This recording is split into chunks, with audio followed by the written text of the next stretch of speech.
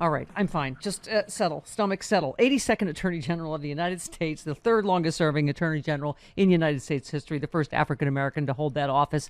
Good morning, Attorney General Eric Holder. Hey, Stephanie, how are you? And, you can call me Eric. Trust me, I've been called a lot worse than that. So, fair. So I've heard. I cannot call you Eric, Your Excellency. I don't know, A, how I got this booking, and B, let's just dive right in.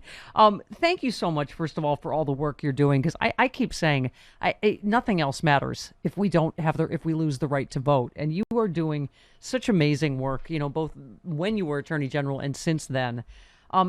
Talk to us, specifically about what you're doing, because it's not just the For the People Act, right? It is. Right. We have an attack on voting rights, the upcoming redistricting fight. Talk to us about everything you're doing. Sure. There is a multi-pronged attack on our democracy. I mean, that's the headline.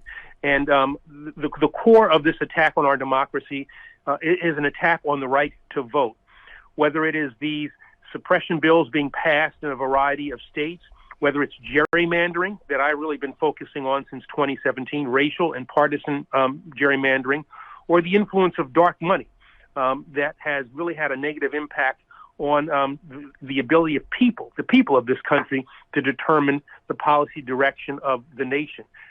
This is, I'm not being hyperbolic. I'm not being alarmist. This is a moment in history where we have to stand up for what we say this government, what we say this nation is all about. I've often said that I think, we learn from history. And if we look back at the past century, we saw that authoritarian and fascist regimes rose not because they were strong, but because democracy was weak, or that the defense of democracy was inadequate. This is our moment to stand up for democracy. Now, unlike when you're on Rachel Maddow and she says, did I get anything wrong in that opening segment? And everybody says, no, you're going to go, yes, you got everything wrong, Stephanie. But let me just ask you, because a lot of us don't understand, the difference between the voting, the attacks on voting rights and redistricting, gerrymandering, what all that works. I know we have apportionment underway. So there's obviously, you're at the front of, fighting for fair maps. What does all that mean? Because I sometimes, Your Excellency, Attorney, Mr. General, I feel like, Democrats disarm, because we do want generally fairness, where Republicans will obviously go to any lengths, to cheat to win. And it feels like I've heard about gerrymandering in general, that in some places Democrats have just said, oh, no, we're going to leave it up to a fair, nonpartisan. Republicans aren't fighting the same way on gerrymandering, are they? Yeah. Can you explain that to us? Yeah, they're not fighting the same way. I mean, just kind of some basic stuff. I mean, we do the census every 10 years. After the census, a year or so after, we then redraw the legislative lines for state legislatures as well as the United States House of Representatives. And what the Republicans did in 2011, Princeton University did a study and said it was the worst gerrymandering of the past half century. And that essentially means that you create these safe districts so that Republicans simply cannot be beat. You can turn out huge numbers of Democrats, but because of the way in which the lines are drawn, Republicans are in these safe seats, which means that they're not concerned about a general election. They're concerned about a primary challenge, and that drives them further and further to the right. And you end up with legislatures, both at the state level and the United States House of Representatives, that do things that are inconsistent with the desires of the people that these folks are supposed to represent. And so, yeah, you're right. People ask me, well, what is gerrymandering? Bottom line, gerrymandering is cheating, and they have indicated, that is, Republicans have said in their own words, this is their term, they want to secure a decade of power, and they want to do so by suppressing the vote, but also by redrawing the lines in such a way that they assure themselves general election victories. And the notion that, Democrats are disarming by fighting for fairness, I think is just doesn't quite get at it. Because the reality is, if the process is fair, Democrats and progressives will do just fine. We are actually fighting for fairness. We're fighting for a process that will lead to an increased number of Democrat progressives at the state level as well as in the United States House of Representatives. We don't have to gerrymander. I mean, that really is the bottom line. We don't have to gerrymander. Now, and when they do, we've got to be extremely forceful and fight them in the courts, in every other way that we possibly can to make sure that their gerrymandering attempts are not successful. Well, and I know that's because some of them have come right out and said it, right? The gerrymandering is going to help us win, in 2022, just automatically. I think Ronnie Jackson has said that. So talk to us about, I know you waited just hours after the Census Bureau released new apportionment figures to file the first lawsuits of this decade's redistricting process, corrected preview. They say it's going to be the most litigated remap in American history. So talk to us about that. Yeah. I mean, let's be honest here. In 2011, Republicans had a thing called Project Red Map, and they focused on redistricting, and they maintained their power as a result of that effort in 2011 throughout the course of this decade. 2012, the first time of the elections after that unbelievable gerrymandering effort, Democrats got over 1.2 million more votes for the United States House of Representatives than Republicans did, and had a 33-seat deficit, even though we had a million more votes. And so what we're bound and determined to do, we have filed lawsuits already in Pennsylvania, Minnesota, and Louisiana, because we see divided government there. We know there's going to be an impasse.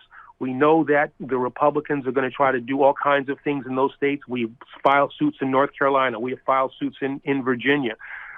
We have stood for keeping people in place like Tony Evers, the governor in Wisconsin, Tom Wolf in Pennsylvania. So we have governors who will be in a position to veto the bad maps that these Republicans are going to try to put in place. We have a multi-pronged strategy where we support candidates who will support a fair redistricting process. We bring litigation where that is possible. And then we also galvanize the people to stand for a fair process. And among the things that we have stood for are, as what you've indicated, the creation of these nonpartisan commissions. We now have them in Michigan, Colorado, Utah. If we have those things, these fair measures in place, Democrats will do fine. I mean, you look at what happened in North Carolina after our lawsuit. We went from a 10-3 map to an 8-5 map, 10-3 favoring Republicans to one that now favors Republicans 8-5. They're now saying they want to draw a map with their additional seat that will go back to 10-4. So this is the nature of the mindset that we are facing. But our multi-pronged strategy has proven to be successful. But boy, we need the For the People Act. Yeah, well, yeah. I mean, that's what I was going to ask you about. It seems like we can't get to any of these other issues we care about if we don't have. I mean, this is based on the former president's delusions, as far as I can tell. These bills in 48 states now. These voter suppression bills. So what is it? Yeah, go ahead. No, but you know what? There we're kind of giving the Republicans a pass. Yeah, a lot of this stuff is based on the big lie of Donald Trump from the November election and the way in which the Republicans have protected it, adhered to it. And I would also tell your listeners, the big lie is not a phrase that we just coined over the course of the last couple of months. Look up who used the big lie and what they did with the big lie in the last century. And so, Republicans have been talking about voter fraud and the need to have these voter suppression techniques related to this non-existent voter fraud. The Brennan Center has said you're more likely to be hit by lightning than to actually cast an in-person fraudulent ballot. And so they've used the lie of voter fraud to come up with these suppression measures over the course of these last few decades. It's not just since, the last couple of months. They've been doing this for decades, abetted by a Supreme Court that is at least ideological in nature and potentially even partisan in nature, that has essentially given them, free rein to do that which they want to do. And so, again, we've got to be prepared to fight them in every way that, that we possibly can. What are your hopes for a carve-out for voting rights? I mean, for any of these voting bills? Yeah. Well, I mean, one thing I can say is that, I've been in touch with people at the highest levels at the White House, the highest levels in Congress, and there's more going on, I think, than people that has been shared, and that's fine. That's fine. Yeah. My hope is that there will be a carve out. We can't, at some point, it's going to come down to a binary choice. Are you for an arcane Senate process or procedure that has been used to throttle progressive measures over the course of the last 100 years or so, or do you stand for our democracy? And my hope would be that the senators who have the power, the capacity to put us on the path to having a more fair union will make the right choice. Because here's the deal: we as Democrats have the power right now to pass the For the People Act. Yeah. We've got 50 votes. We've got Kamala Harris. We've got already a good bill coming out of the House of Representatives. If in 2022 we go to the people and we say we were unable to pass these democracy-protecting measures, that's not a good recipe. That's not a good recipe for the kind of success that we're going to need to maintain control of the House and of the Senate. Yep. Now, Attorney General Excellency, sir, just speaking of you being called...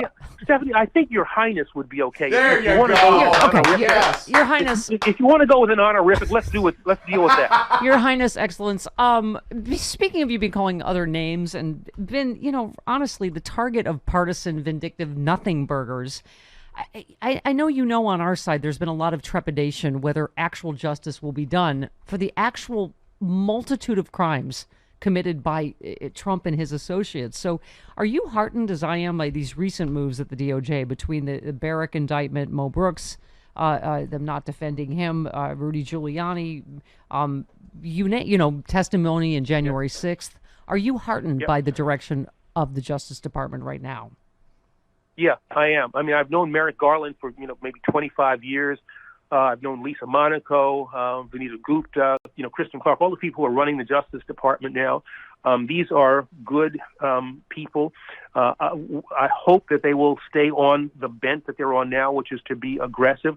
This is not the transition from a Republican administration to a Democratic one, and you're kind of reluctant to look back and challenge policy determinations. There was law breaking that was done. There was norm breaking that was done by this prior administration. That cannot stand. I mean, I got a lot of grief when I decided to look back at the Republican administration that preceded me and looked at, the torture, the use of torture in the fight against terror. Got a lot of grief for that, but it was the right thing to do. My hope would be that Merrick and the folks who surround him will understand that what they tried to do, what the Republicans tried to do, was to subvert our democracy. And that is simply not a policy choice. That goes to, threatening the institution, the republic itself. And as a result, you've got to be aggressive and you've got to prosecute, you've got to investigate. I think they've had a good week in that regard. And my hope would be that what they've done this week will carry on in the weeks to come. Yeah, finally, because this is just the latest, Justice Department warned states about unusual Trump-inspired audits. I've been wondering about this forever, how any of this is legal. Trump-supporting politicians, states around the country consider conducting conspiratorially, quote-unquote, audits of the 2020 election returns. The Justice Department warned yesterday federal law requires states to maintain possession of or direct supervision over election records that some states are handing over to ill-prepared contractors. The DOJ interprets the Civil Rights Act to require that covered elections records be retained either physically by election officials themselves or under their direct administration supervision. This has been my question, Your Excellence, is how is this legal? What they're allowing to happen in Arizona, where now everybody has to replace all their election equipment. It's how are you allowed to take actual ballots to some, I don't know, cabin in Montana, literally? Yeah, I think, again, that letter, that warning letter, is an appropriate first step, because the reality is the conducting of these fraudits, and that's exactly what they are, fraudits. It's interesting in Arizona, you're going to do this thing, but you only look at the place where you see the greatest number of Democrats. Well, wait a minute, what about if you're going to do an audit, why don't you do it statewide? But how about let's not do it at all, given the fact that all of these things have been reviewed, certified, and no one found any degree of fraud. So I think, this letter, this warning is a good first step, but then it's got to be followed up. And to the extent that you see replicated what happened in Arizona, in other states, the Justice Department's got to look in its quiver and figure out what arrows that it has, filing, civil suits, bringing regulatory action to stop them from doing that, which puts at risk, the integrity of the process, not only in the minds of the American people, but also physically. Because what you just said is really important.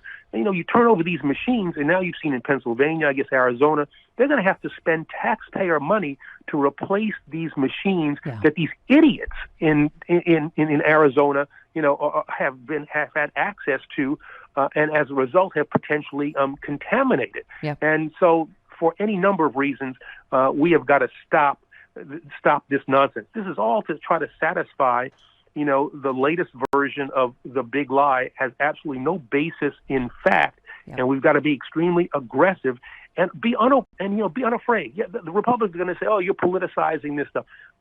I was going to say a bad word. BS. We're not politicizing anything. All we're doing is standing for democracy and for a fair system. You guys are the ones who are afraid of the voters. They don't think they can win in fair elections, and so they're going to do whatever they can to hold on to the power that they've illegitimately gotten. I could have really used the publicity if you had used the whole word, Your Highness, but I will.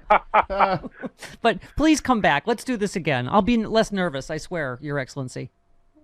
I thought we agreed it was going to be Your Highness. Your Highness. All right, we'll stick with Your Highness. Yeah, there goes that one. My mother always in Queens, New York. My mother always said I was a prince. So I thought that was kind of where we'd go. You are the official prince of the Stephanie Miller Show. There you go. The 82nd Attorney General of the United States, Eric Holder. Thanks so much. We'll see you next time. time. All right, thanks, Stephanie, for having me. All right, take care. Thank you. Bye-bye. Bye-bye.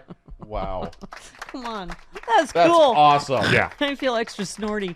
Oh, you're going to save that and play that back over and over and over again, In the aren't spank you? bank. Your In the Highness. spank bank. Okay. I didn't know what. I was literally like, I'm not sure I've had anyone of this stature. I'm like, I don't attorney.